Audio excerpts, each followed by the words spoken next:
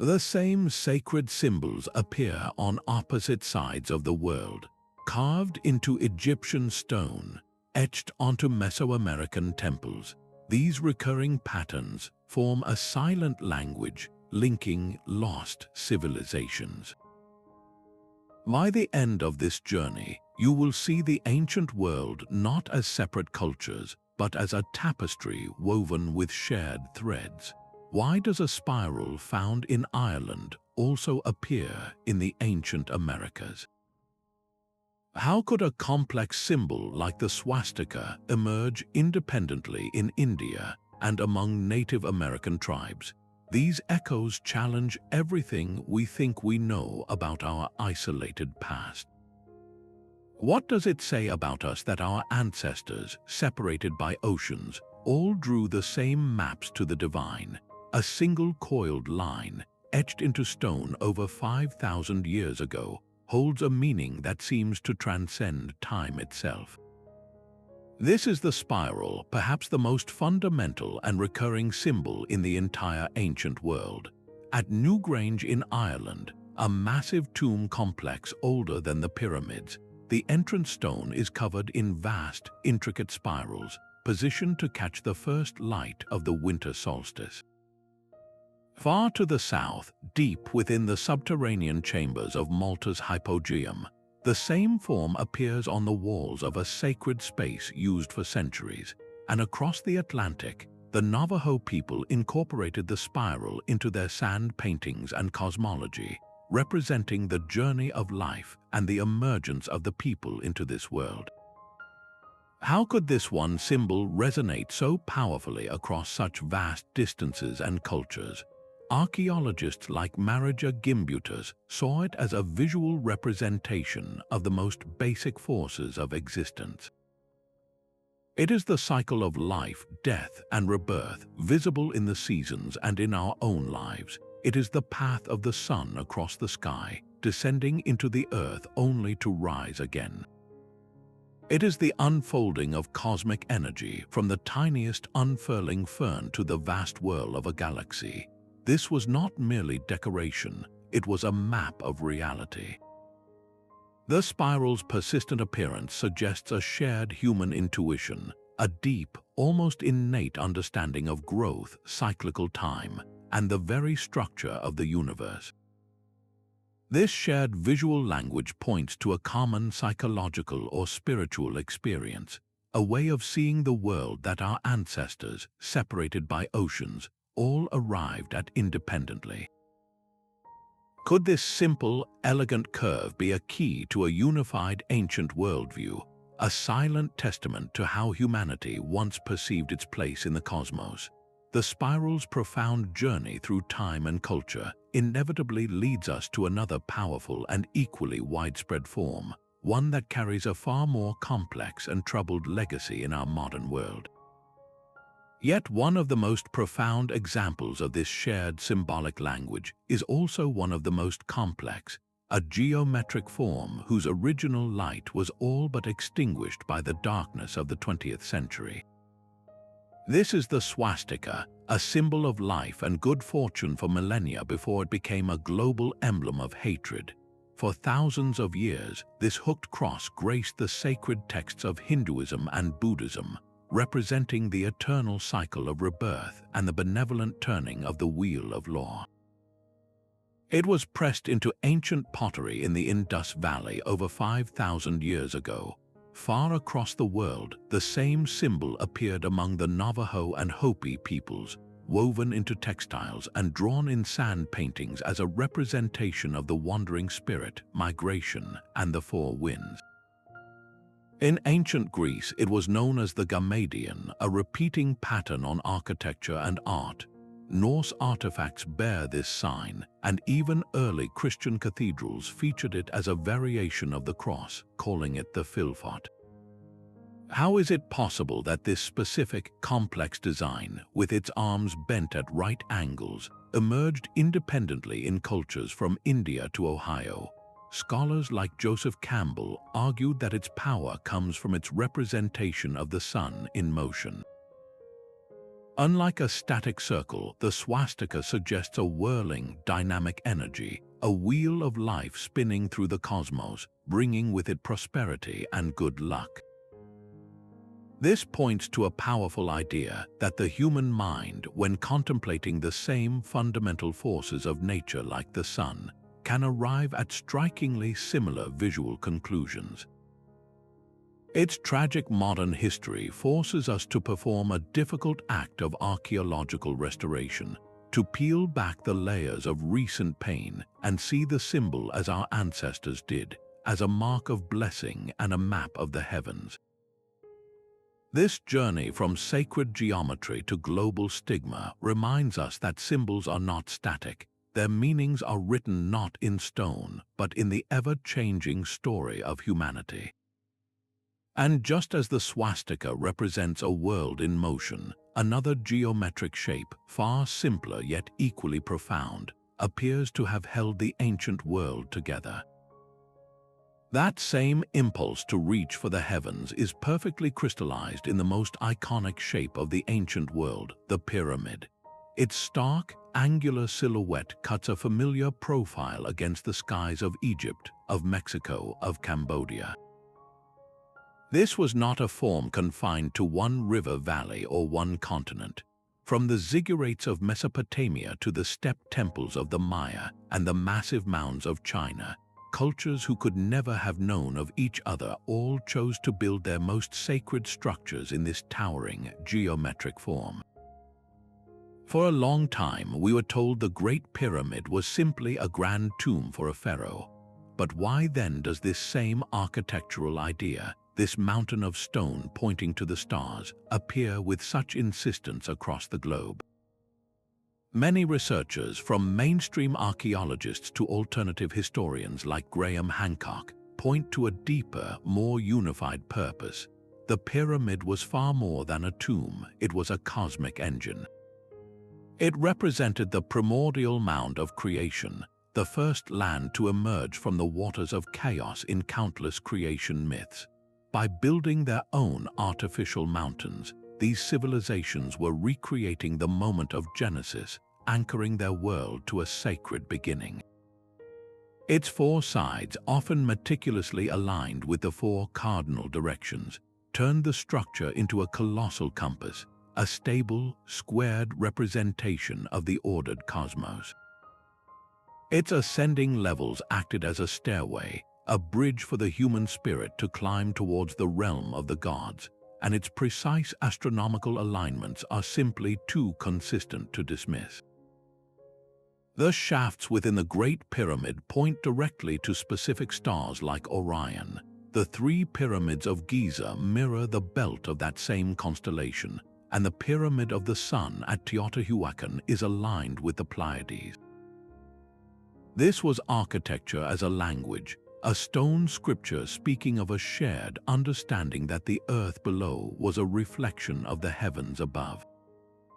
The pyramid was humanity's ultimate attempt to touch the sky, to physically and symbolically connect the world of the living with the cosmos. But if the pyramid represents our ancestors' structured, geometric vision of the universe, another symbol captures its more fluid, mysterious, and life-giving essence. A creature slithers through the very foundations of our oldest myths, feared in one culture and worshipped as a god in the next.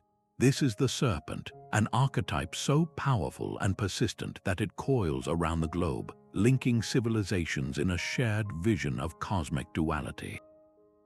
In the temples of the Maya and Aztec, the feathered serpent Quetzalcoatl descends from the heavens, a being of wind and wisdom who brought knowledge to humanity. Far across the world, in the deserts of Australia, the rainbow serpent of Aboriginal Dreamtime stories carved the rivers and mountains into the land, a creator and a moral force of immense power. The cobra goddess Wadjet protected the pharaohs of Egypt, while in ancient Greece, a single serpent coiled around the staff of Asclepius became the enduring symbol of healing and medicine. How can this one creature embody such contradictory ideas, representing both deadly poison and the promise of renewed life?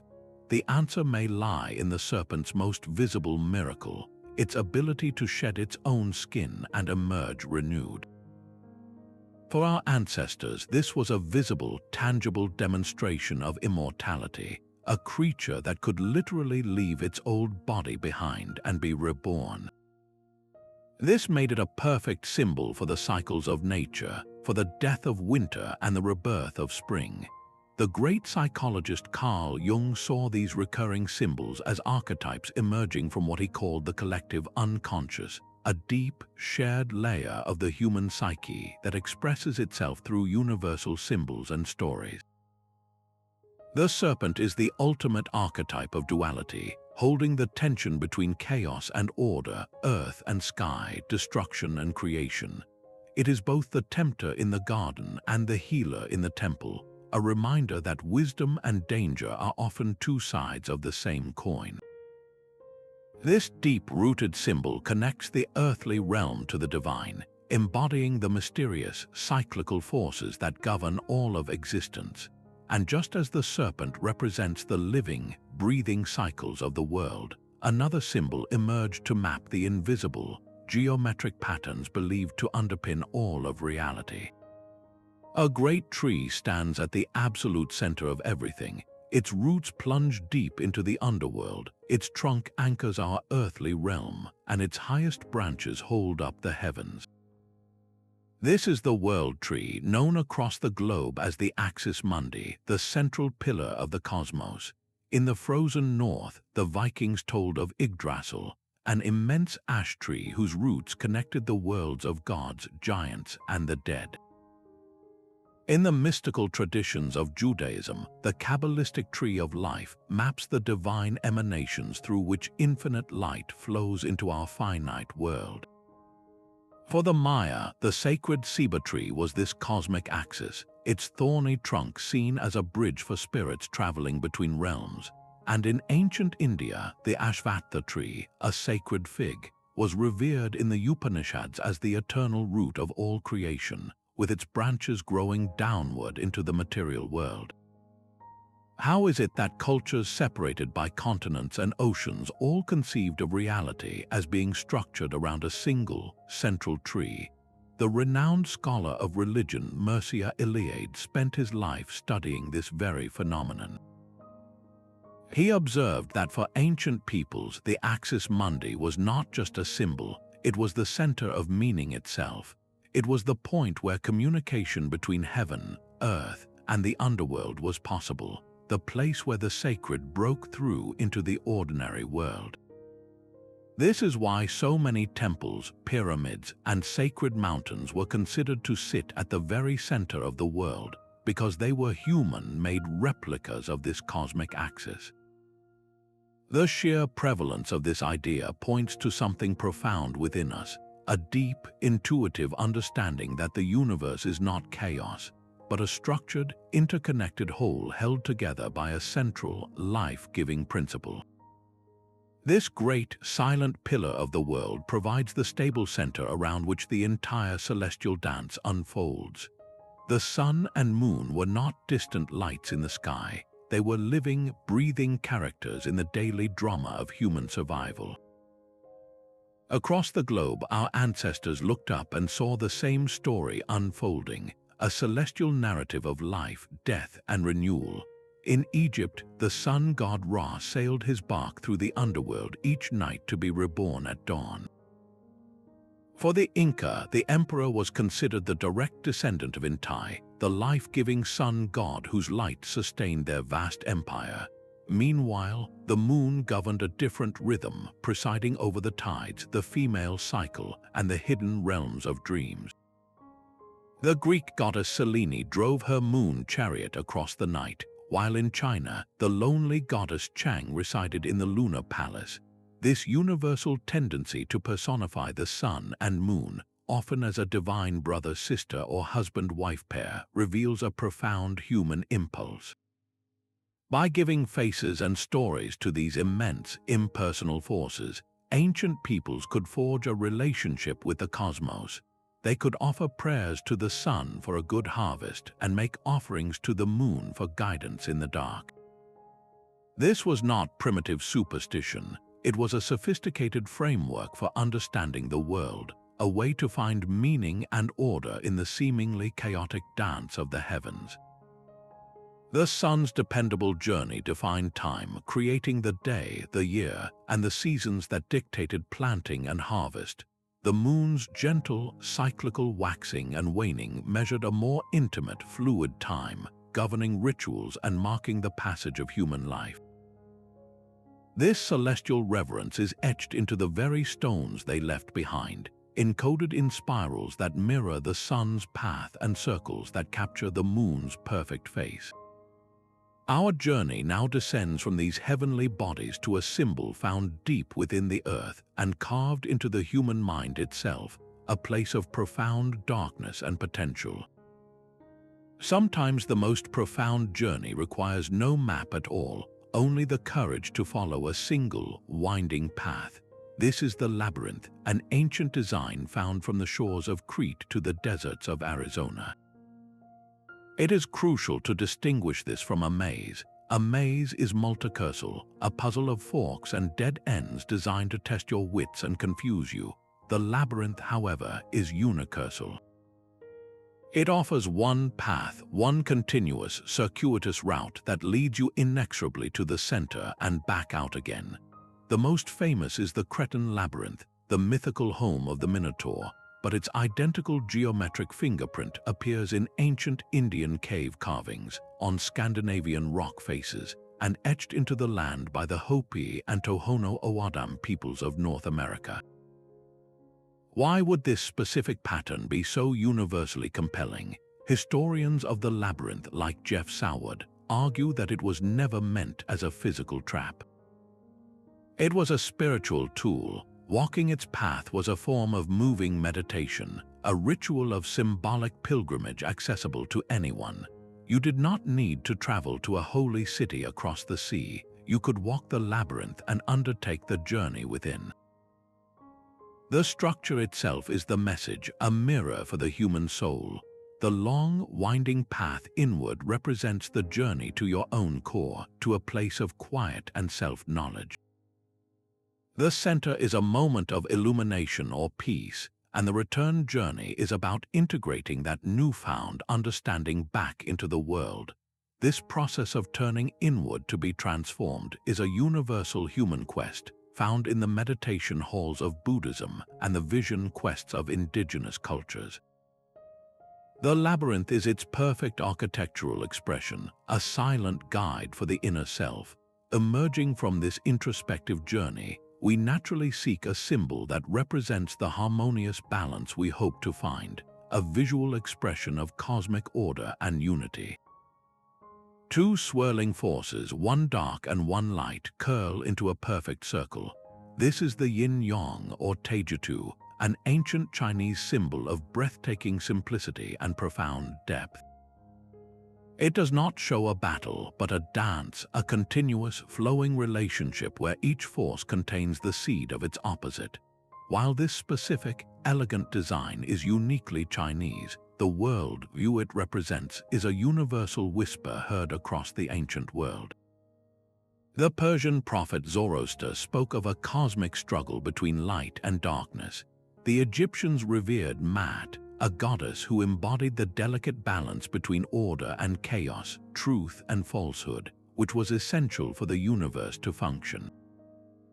In countless creation stories, from the Polynesian islands to the Norse fjords, the world is born from the interplay of masculine and feminine principles, Sky Father and Earth Mother. These are not simple stories of good versus evil, but sophisticated observations of how reality actually works. Ancient thinkers seem to understand that existence itself is maintained through the dynamic, creative tension between opposing yet utterly interconnected forces.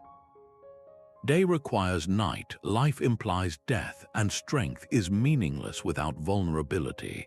The sheer prevalence of this dualistic thinking suggests that mystics and philosophers, entirely independent of one another, were all tapping into the same fundamental truth about the nature of the cosmos. It represents a non-binary, holistic way of perceiving reality, where wholeness is found not by choosing one side, but by embracing the relationship between them.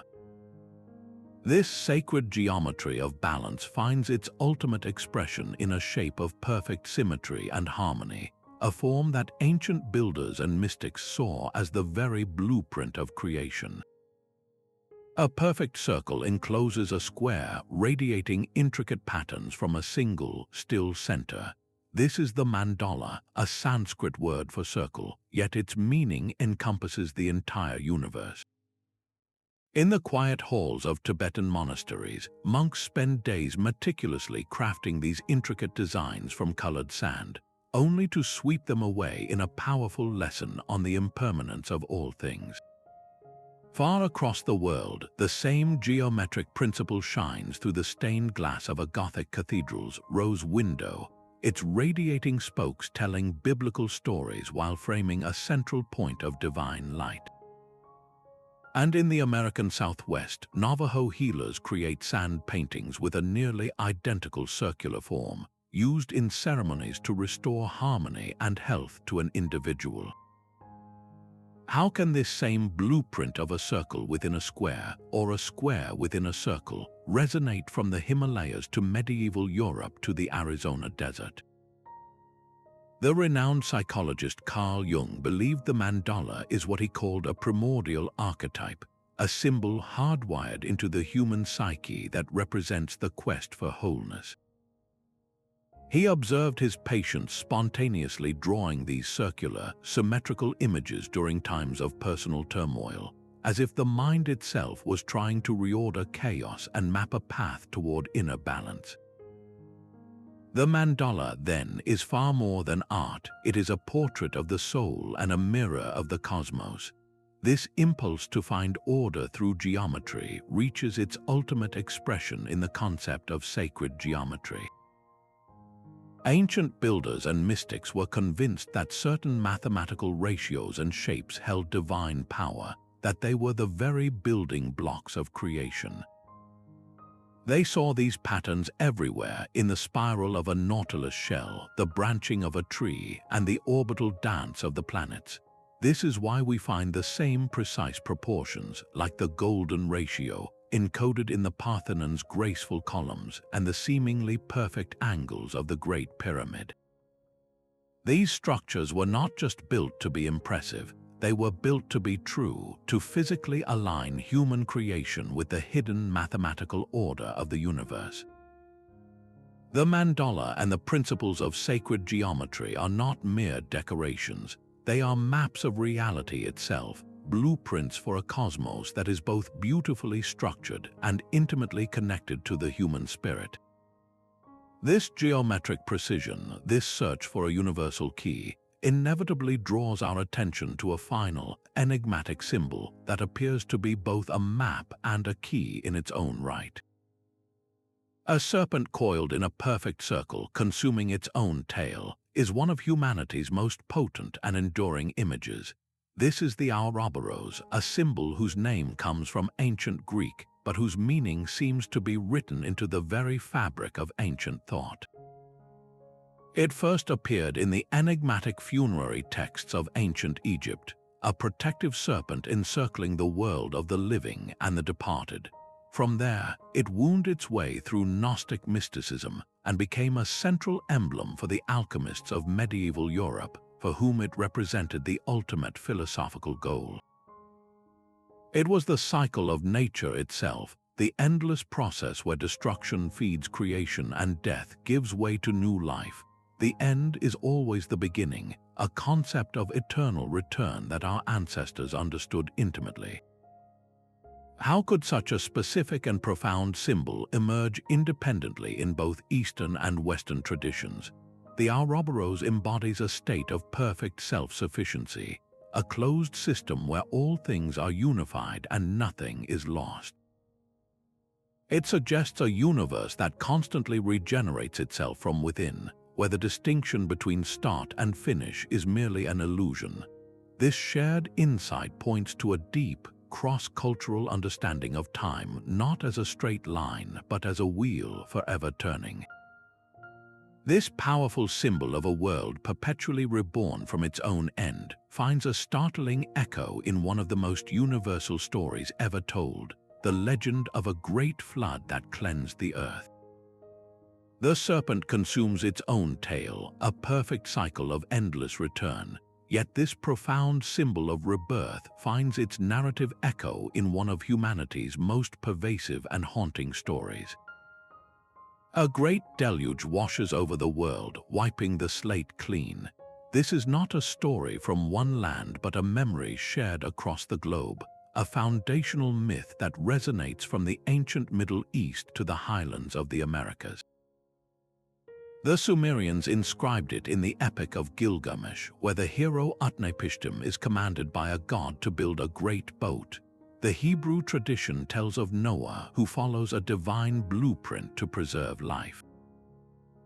The Greeks recounted the survival of Deucalion and his wife Pyrrha, who repopulated the earth by casting stones behind them, and in the Maya Popol Vuh, a great flood is sent by the gods to destroy a failed wooden race of humanity. The sheer consistency is startling.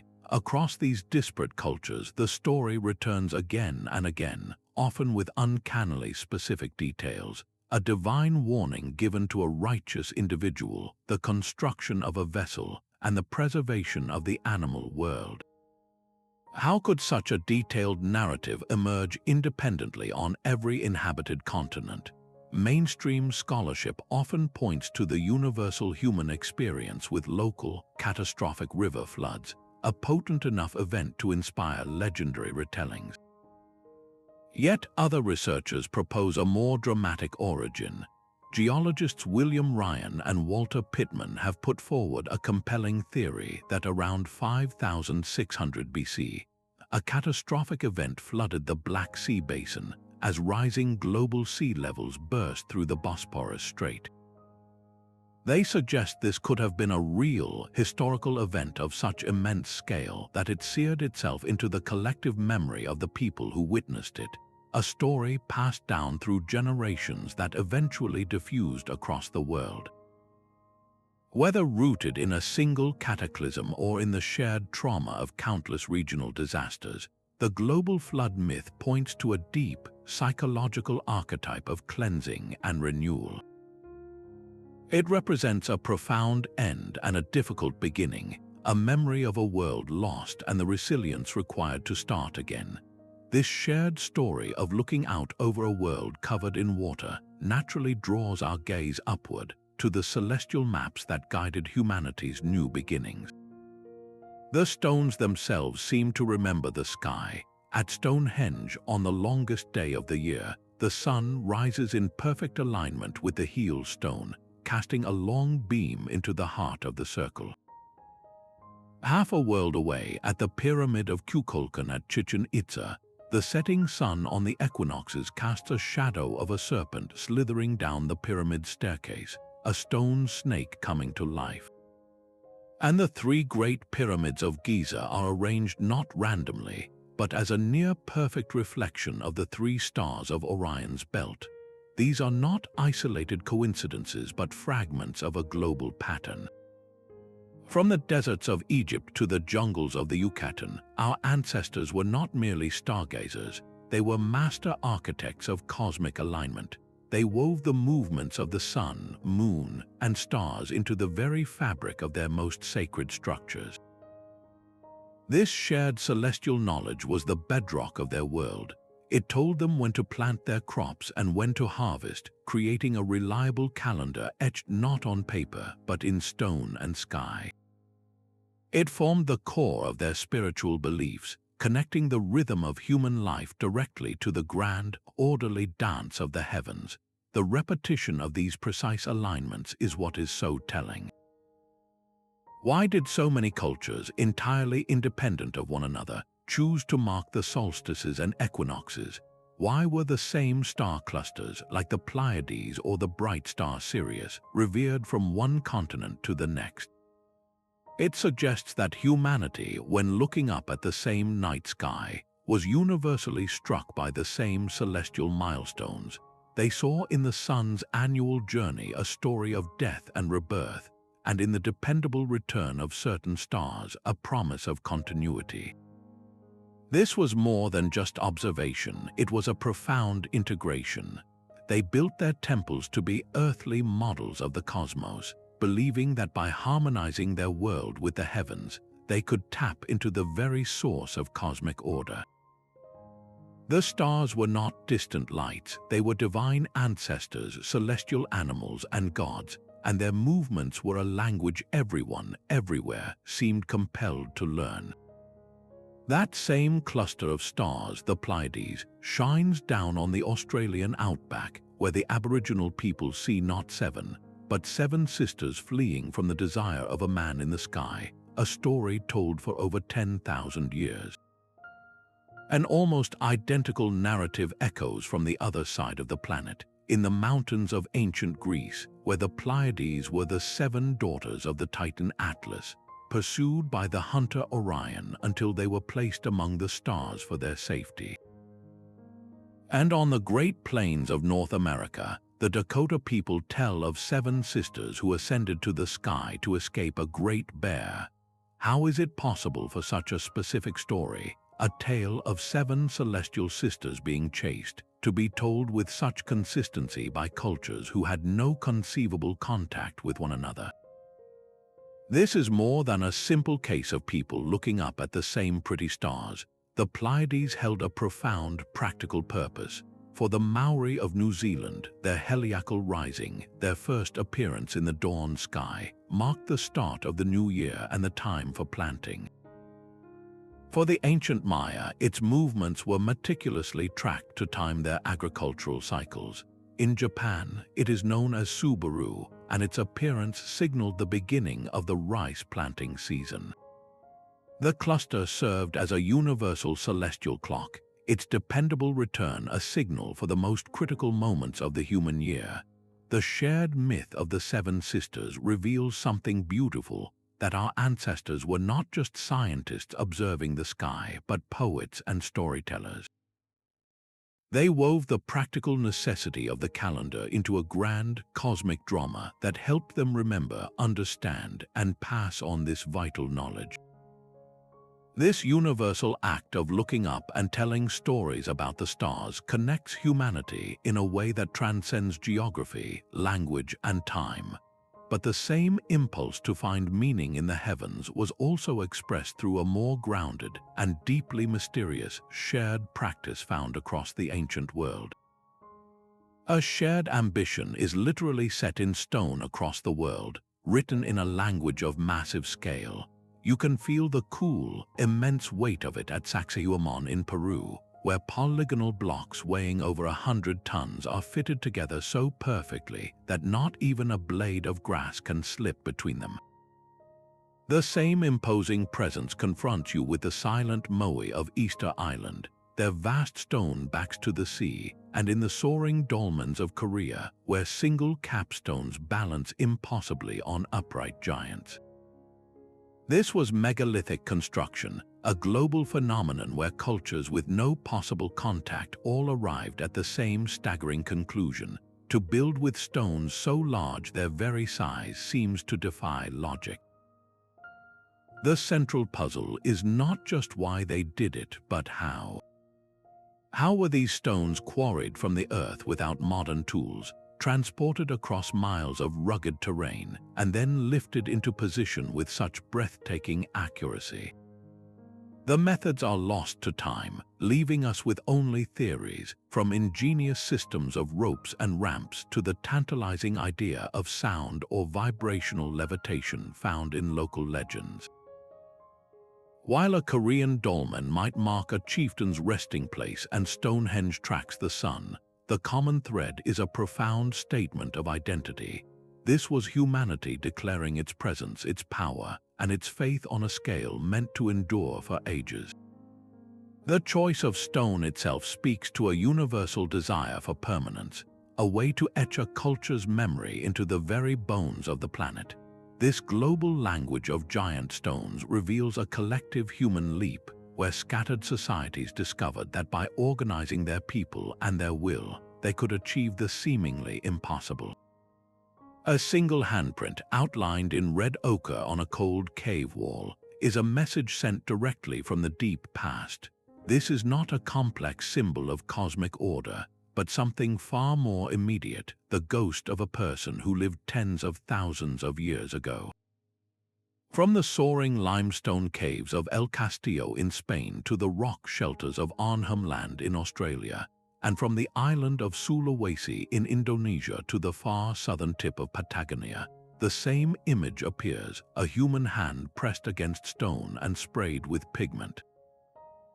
The hand stencil is the most personal and universal signature in human history. While its precise meaning is lost to the ages, archaeologists and anthropologists offer compelling interpretations. It could have been a simple claim of identity, an ancient way of signing one's name to a place. It might have marked a sacred space, a territory imbued with spiritual significance. Many researchers suggest it was part of a shamanistic ritual, a way for an individual to physically connect with the powerful spirit they believed resided within the rock itself, to transfer their own essence or seek a vision. The true power of this symbol lies in its breathtaking simplicity and its global presence. It signifies a fundamental human impulse that transcends all culture and era, the deep-seated need to leave a mark, to proclaim to the future, "I was here, I existed." This primal mark of identity creates a bridge across an unimaginable gulf of time, allowing us to reach out and nearly touch the hand of our most ancient ancestors. It stands in stark contrast to the next symbol we encounter, a system of communication so complex and sophisticated that its full meaning remains one of history's most tantalizing puzzles. A pristine white blossom rises from the murky water, its roots sunk deep in the mud, yet its petals utterly untouched by the filth below. This is the lotus flower, a living paradox that captivated the ancient world. In the sun-drenched marshes of the Nile, the blue lotus was not merely a beautiful plant, it was a miniature model of the cosmos itself. The Egyptians observed how the flower would retreat beneath the water at night, only to re-emerge with the dawn, fresh and renewed. They saw in this daily cycle a perfect reflection of the sun god Ra, who was believed to be born from a lotus at the beginning of time, and who journeyed through the underworld each night to be reborn each morning. The lotus thus became an emblem of creation, rebirth, and the sun's eternal victory over darkness, frequently depicted in art and held to the nose in celebrations for its intoxicating, life-affirming scent. Far to the east, in the spiritual landscapes of India, the same flower held an equally profound but slightly different meaning. In Hinduism, the lotus throne upon which gods and goddesses sit represents divine birth and spiritual authority, rising unsullied from the material world. In Buddhism, the symbolism deepens further. The lotus represents the complete journey of spiritual awakening. Just as the plant grows from the mud at the bottom of a pond, up through the water, and finally blooms in the open air, so too does the human consciousness rise from the mud of ignorance and attachment, through the waters of experience, to achieve enlightenment in the clear light of awareness. A bud symbolizes potential, a partially open flower represents the path unfolding, and a fully bloomed lotus signifies the achievement of nirvana. The independent emergence of this specific, complex floral symbolism in both the Nile and Indus valleys is stunning. Separated by vast deserts and mountain ranges, these cultures observed the same natural wonder, the same plant rising clean from the muck, and extracted an almost identical spiritual lesson. They saw a powerful metaphor for transcendence, for the idea that true beauty, purity, and enlightenment are not destroyed by their challenging origins, but are actually forged by them. The lotus is a universal testament to resilience, a quiet promise that darkness and difficulty are not in points, but the very soil from which new light can grow. This elegant lesson in rising above one's circumstances finds a powerful, more primal echo in the symbol of another creature that masters the boundary between earth and sky. Its immense power was felt long before it was ever carved in stone. The thunderous presence of the bull, its sheer physical force, made it an undeniable symbol of raw, untamed life across the ancient world. In the vibrant palaces of Minoan Crete, breathtaking frescoes depict a ritual of astonishing daring, young men and women gracefully leaping over the charging horns of a massive bull. This was not a sport, but a sacred act, a dance with divine power that blurred the line between human courage and animal strength. Far to the east, in the sun-baked cities of the Indus Valley, craftsmen meticulously carved seals depicting a humped zebu bull, an image so potent it likely served as a signature of authority or a spiritual emblem for a thriving merchant class. And in the land of the Nile, the Apis bull was considered a living god, an incarnation of the creator deity Ptah, whose movements were interpreted as oracles and whose passing was mourned by the entire nation. From the sacrificial bulls of Mesopotamia offered to appease the gods to the bull-headed deities of the Hurrians and Hittites, this one creature was universally revered. Why did this specific animal command such consistent respect? The answer lies in the foundations of civilization itself. The bull was the engine of early agriculture, its muscle turning hard soil into fertile fields, making settled life and surplus food possible. Its virility guaranteed the continuation of the herds that were the measure of a family's wealth. Its untamable rage mirrored the chaotic power of nature itself, a force to be respected, channeled, and appeased. The bull became a natural symbol for kingship, representing the ruler's strength, fertility, and his role as the pillar of the social order. This deep, shared veneration for an earthly power of muscle and soil stands in stark contrast to the next symbol, one that reached not for the ground, but for the heavens, representing not brute force, but the ethereal and the divine. While the bull represented the raw power of the earth, another symbol points to a different kind of strength entirely, one that looks inward. Across cultures, the human quest for transcendent knowledge is often depicted not as an external search, but as the awakening of a hidden sense, a form of inner vision. This is the concept of the third eye, a symbol of spiritual sight that perceives realities beyond the physical world. In the serene temples of Southeast Asia, you can see it clearly, a small curl of hair or a pearl-like mark in the center of the forehead on statues of the Buddha. Known as the urna, it is a physical sign of the boundless wisdom and cosmic perception he attained.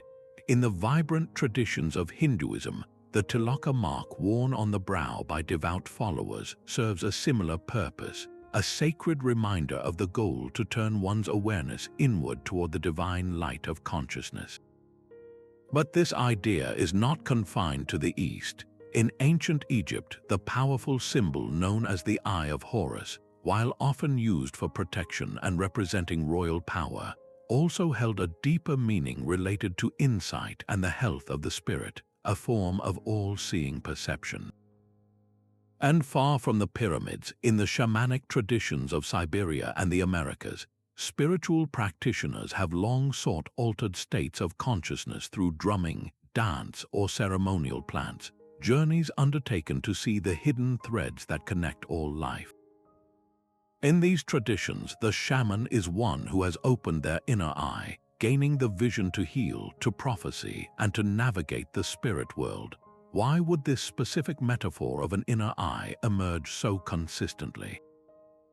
It suggests a universal human intuition that the world we see with our two physical eyes is only a fragment of a much larger reality. The recurring symbol of the third eye points to a shared understanding that true knowledge, the kind that reveals the nature of the self and the cosmos, is not gathered from the outside but uncovered from within. It is the mind's own ability to perceive the subtle, the sacred, and the interconnected. This profound inward journey, this awakening of inner sight, finds its ultimate expression in a desire that is perhaps humanity's most enduring dream, the longing to ascend, to break free from earthly bounds and see the world from a higher perspective. A radiant disk, flanked by the outstretched wings of a falcon, seems to hover eternally above the great gateways of Egyptian temples. This is the winged sun disk, a symbol of divine power so compelling that it traveled far beyond the Nile. You can see its echo in the Mesopotamian reliefs of Assyria, and in its most refined form, the Persian Pharaoh, a majestic figure holding a ring of sovereignty, flies towards the future. Even in the art of the Maya, stylized bird deities frame a central sun, a parallel that is difficult to dismiss. This symbol was not merely decorative, it was a universal statement. It represented the sun's absolute dominion over the sky, a visible promise of royal protection and cosmic order that stretched from the deserts of the Middle East to the jungles of Central America. But the sun's journey did not end at sunset. For the ancient Egyptians, the real test began when the sun god Ra descended below the horizon. He boarded his manjet bark, a solar vessel, to navigate the treacherous 12-hour river of the underworld. There he faced the serpent of chaos, Apophis, who sought to stop the sun's cycle forever. It was a perilous voyage through a realm of shadows, requiring immense power and magic to ensure the sun's rebirth at dawn. Astonishingly, an almost identical myth courses through the frozen rivers of Norse mythology. There, the sun goddess Sol is not in a boat but drives a chariot across the sky. Yet by night she travels in a vessel called Skidbladnir, carried across the dark sea to begin her journey again. How can two cultures, one of the desert and one of the fjord, both conceive of the sun traveling by boat through the perils of the night? This strikingly specific imagery points to a shared, profound understanding. The daily cycle was not a simple, mechanical event. It was a divine drama, a heroic voyage that had to be won each and every night. The sun's rebirth at dawn was not guaranteed. It was a cosmic victory over darkness that ensured the continued existence of the world. This celestial narrative of a sacred, protected journey finds its ultimate earthly expression in a symbol that merges the power of the sun with the authority of a king. A slender rod of gold or carved wood, held in the hand of a ruler, commanded the obedience of millions. This simple object, the scepter, was one of the ancient world's most potent and widespread symbols of divine kingship. From the pharaohs along the Nile to the emperors in their Chinese palaces and the sovereigns of Mesopotamian city-states, this emblem of office was far more than a decorative accessory. It was a physical conduit, a tangible link channeling authority directly from the gods to the mortal who acted as their representative on earth. The scepter transformed a person into a pillar of cosmic order. In Egypt, the scepter, with its stylized animal head and forked base, was gripped by gods and pharaohs alike, representing dominion and power. In Greece, the Kyrikion or caduceus, a staff entwined with two serpents, was carried by the messenger god Hermes, symbolizing not only communication but also the power to cross between worlds. This consistent choice of a vertical rod or staff is profoundly telling. It visually connects the earth below with the heavens above, positioning the ruler as the essential linchpin in between. The scepter is an axis mundi in miniature, a personal staff of authority that mirrors the world tree at the center of creation. It signifies that true leadership was not merely political. It was a sacred duty to maintain the balance between the human realm and the divine. This universal symbol of centralized, God-given power often governed the very societies that produced one of archaeology's most puzzling shared artifacts. Scattered across the globe, from the jungles of Costa Rica to the islands of the Pacific, are perfectly formed giant stone spheres. A perfect sphere of granite rests silently in the jungle, its surface smoothed by centuries of rain. The Diquis spheres of Costa Rica are one of archaeology's most elegant enigmas. Hundreds of these stone balls scattered across the landscape, some weighing over 15 tons. Crafted from hard stone like granodiorite with astonishing precision, their symmetry challenges our understanding of ancient technology. How did a society without metal tools or the wheel shape such perfect forms? The process likely involved a masterful combination of techniques, from carefully controlled heating and cooling to fracture the stone, to relentless pecking and grinding with other harder rocks, followed by a final polishing with sand. The sheer labor and specialized knowledge required speak to a highly organized society with a powerful, singular vision. Yet Costa Rica does not hold a monopoly on this mystery. In Bosnia, large, rounded stone spheres have been discovered, their shapes echoing those of Central America, though often less refined. On the remote island of Chiloé in Chile, another collection of stone spheres rests near the coast, their origins just as debated. These isolated yet parallel creations present a compelling question. Why would cultures with no possible contact all invest immense effort into realizing the same perfect shape? The theories for their purpose are as varied as their locations. Some researchers propose they were astronomical markers, arranged to point to celestial events. Others see them as symbols of social status, their size and number displaying a chieftain's power. Perhaps they served as territorial markers, their imposing presence defining sacred or political landscapes. But beyond any specific function, their global recurrence points to a deeper, shared human fascination. The sphere is geometry made perfect. It is the only shape with perfect symmetry from every angle, a form found in the most fundamental aspects of our universe, from a dewdrop to a planet. This recurring pursuit of the sphere suggests that ancient peoples were not just skilled artisans, but also proto-geometers, drawn intuitively to a form that represents unity, wholeness, and the self-contained nature of the cosmos itself. This tangible obsession with a perfect geometric shape finds its ultimate expression in a concept that obsessed the greatest thinkers of antiquity, the idea of a single, unifying principle behind all of creation. A simple cup or bowl, resting in the hands of a king or a mystic, becomes far more than a container. It transforms into a vessel of impossible potential, a recurring dream of wholeness that echoes from the misty highlands of Wales to the sun-baked plains of Persia. The Celts told of the cauldron of Dagda, a magical pot that could never be emptied, ensuring that no warrior would ever go hungry. In the grand halls of Camelot, knights embarked on their perilous quest not for gold, but for the Holy Grail, a chalice said to grant healing and a direct glimpse of divine grace.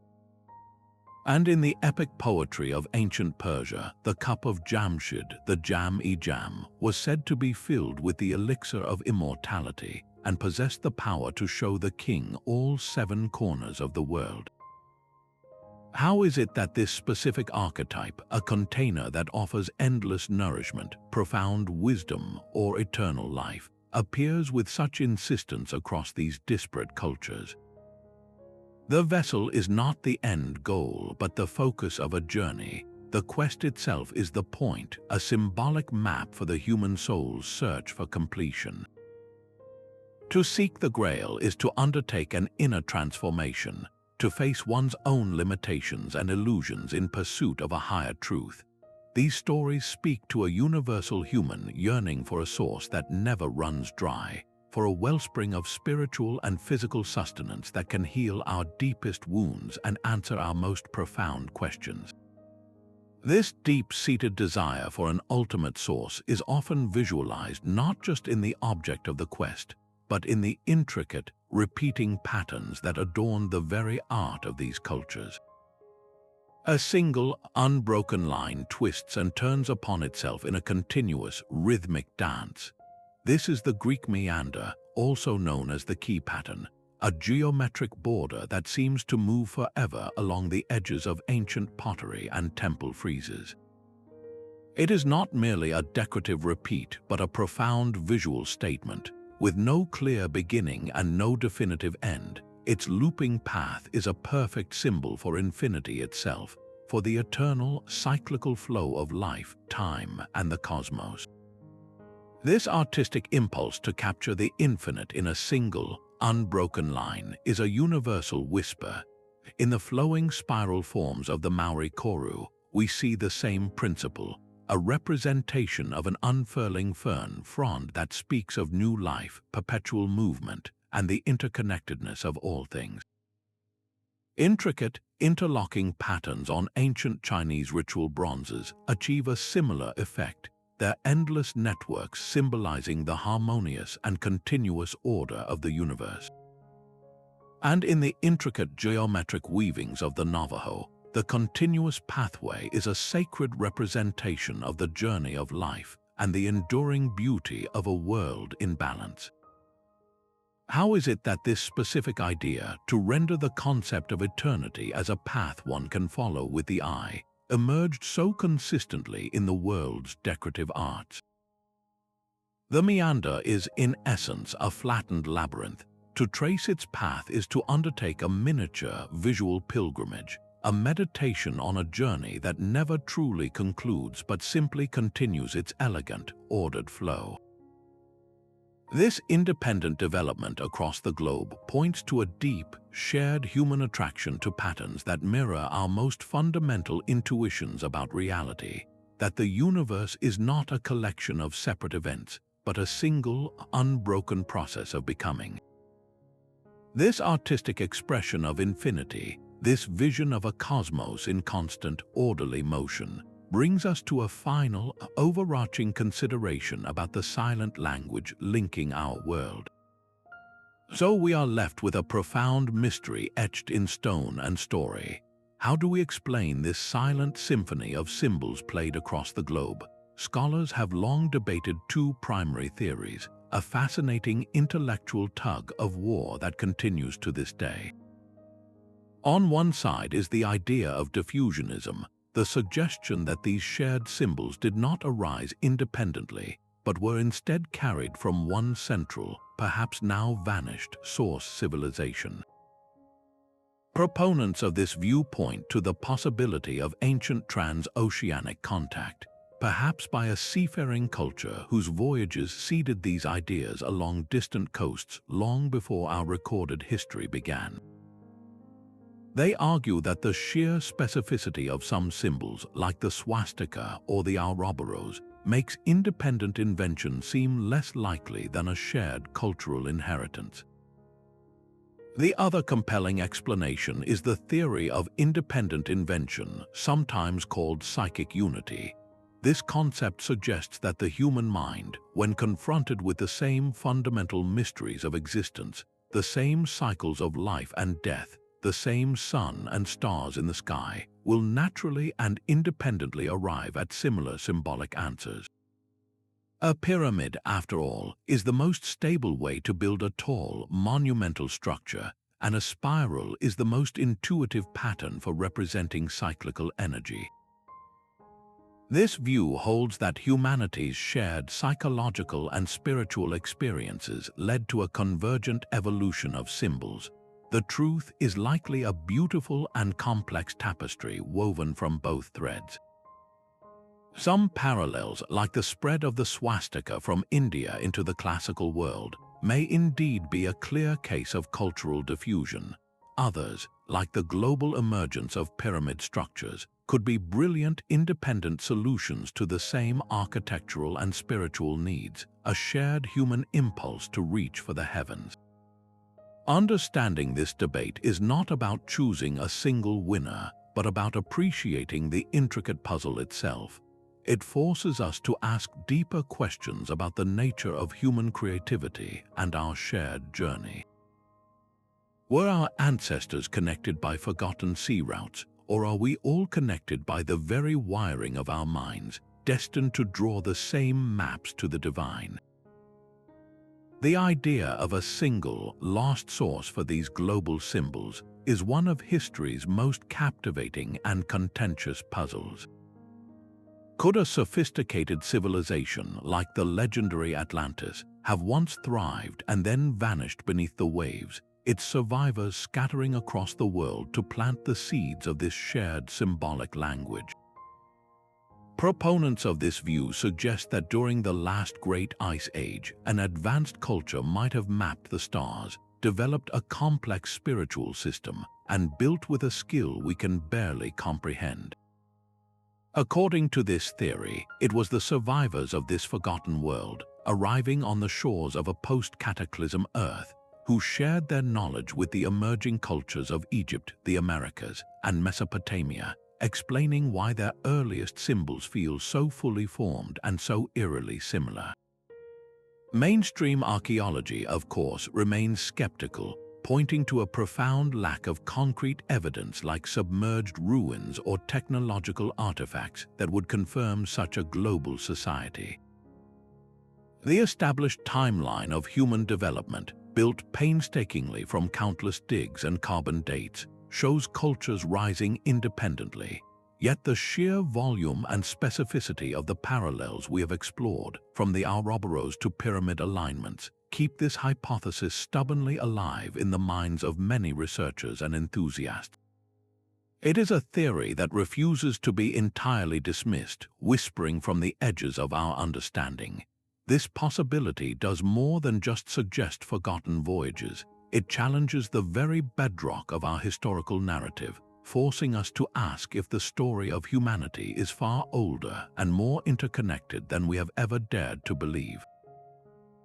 That silent symphony of symbols echoing from the pyramids to the Pleiades forms a breathtaking tapestry of human thought. We have journeyed across continents and millennia, tracing the spiral, the serpent, the pyramid, and the world tree. These are not random scratches or isolated artistic choices. They are profound echoes, a collective grappling with the great mysteries of life, death, and our place in the cosmos. Our ancestors, whether standing on the shores of the Mediterranean or in the highlands of Peru, were asking the same fundamental questions, and they were arriving at startlingly similar symbolic answers. The evidence laid out before us points to a fundamental unity in the human experience, a shared language of the soul that transcends geography and recorded history. The central question remains: did these ideas travel the world on forgotten sea routes, carried by intrepid voyagers from a common source?